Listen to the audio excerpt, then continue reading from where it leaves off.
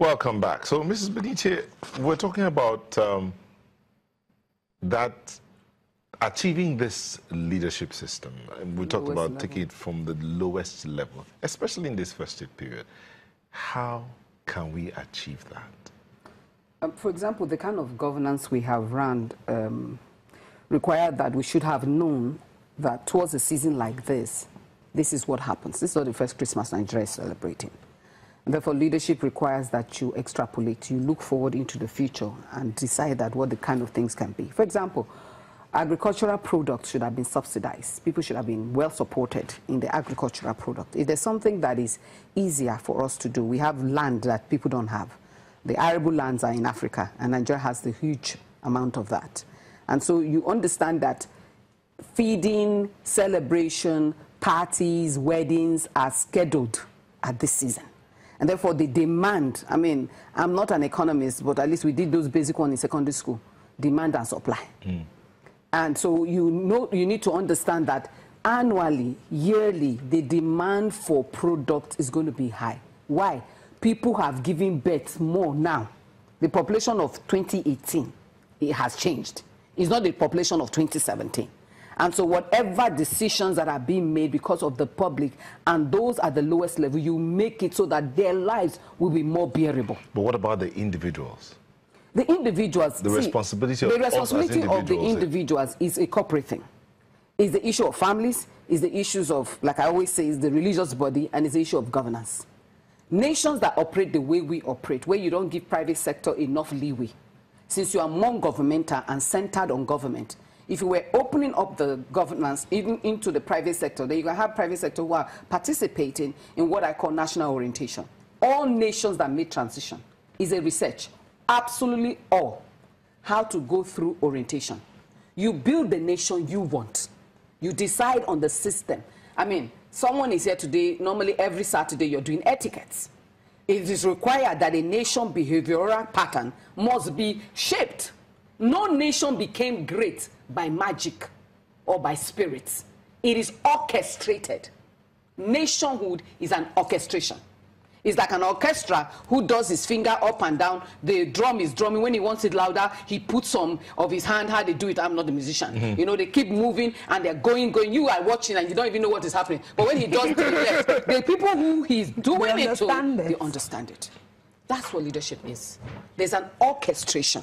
So you can't say, oh, December has come, rice is going up. Rice will go up. Because if 5 of us want a bag of rice, the rice seller will look for a bidder. Because I will even put pressure on the rice seller that I have more money than her. Please give it to me. So the rice man, he's also agreed to make profit so that he can buy the petrol that is scarce and also send his, buy the tree that he needs to buy and his own children's clothes. A multiple effect. So when you have a system like that, you are already orchestrating it for failure. Okay. Now, you've mentioned someone here, and we do this every Saturday, Etiquette with Janet. Yes. And incidentally, she's talking about the festive season party. Hello, Janet. Yes, very interesting. We're living in the season. You're right. You know, it's really about a paradigm shift in the way we behave and in our attitude. And it takes time, but a lot of people are, you know, people don't like change. And it's going to take a lot of change and a lot of reshifting of our mindset for us to be able to get to where we really want to get to. And it's something that we just have to keep on advocating all the time. We can't keep quiet about it. Yeah. That's the way I see it, really. And talking about year-end party etiquette now, there's no money, but somehow we still have to be grateful for where we are today and for life. And that's why people, at the end of the day, especially corporations, they try to say thank you to their staff or thank you to their clients, and they have this year-end thing. And even if they don't have it, most times staff actually are expecting it. Yeah. And it's a way to unwind, it's a way to relieve the stress, and it's also a way to say, well, thank God the year has ended, and sort of like to usher in the new year. So I was talking about things that we need to avoid when you actually do have this year-end party, because most times we have it.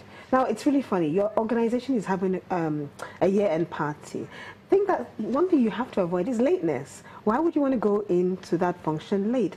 Funny enough, you shine most at these functions. People tend to watch you when you're in, in a less formal environment and you're unwinding. So I would say, don't go into a party that your organization is having fashionably late.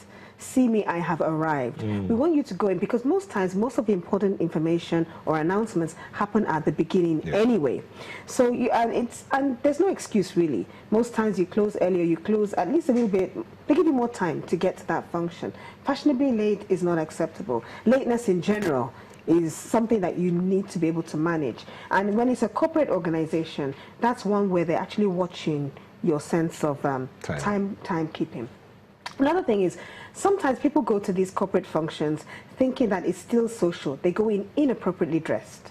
So I think it's very important that even though the invite might not specify what you should wear, you should still go in looking at least business casual.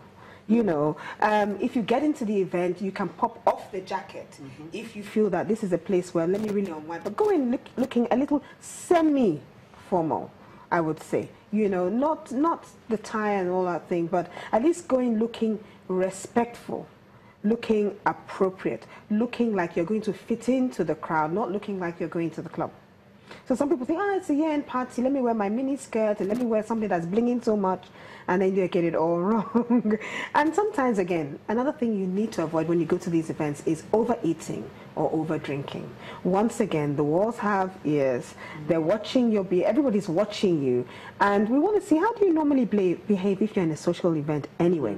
Even though it's corporate and it's social, you have to merge the two together. So you're not going to go there wanting to scoff yourself up with all the food. You're actually going there to mix and mingle. There are some people in some other departments that you really don't know, but you work in the same organization.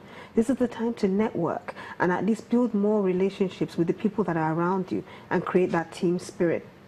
Over drinking is also a no-no. So you walk into an event and you go straight to the bar. And before you know it, because it's a social event and we're all having fun and we're making merry and it is free, and it is free, you think you can take as many glasses as you want? No. To be honest with you, when it comes to alcohol, minimum, if you can avoid it, better still, but minimum 1